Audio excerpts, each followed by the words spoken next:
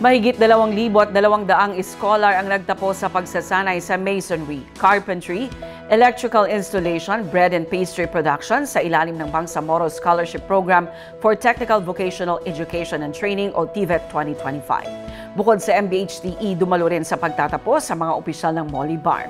Ang kwentong tagumpay mula kay Naphtali Velarde.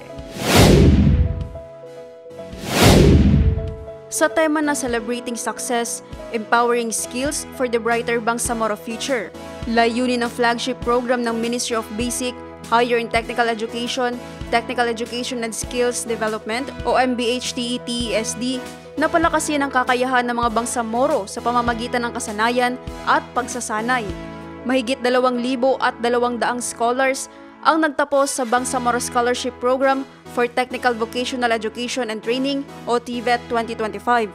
Dumalo sa seremonya sina MBHTE Minister Mohagar Iqbal, mga opisyal ng MBHTE-TESD at si Labor Minister Muslimin Sema na kinilala bilang isa sa mga katuwang na programa sa pagpapatupad.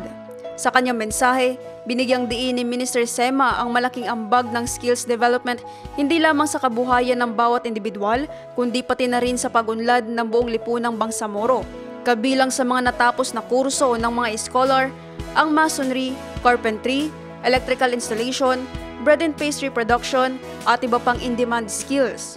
Bukod sa TESDA National Certificates, nakatanggap din sila ng mga allowance bilang suporta sa kanilang pagtahak sa larangan ng employment at entrepreneurship.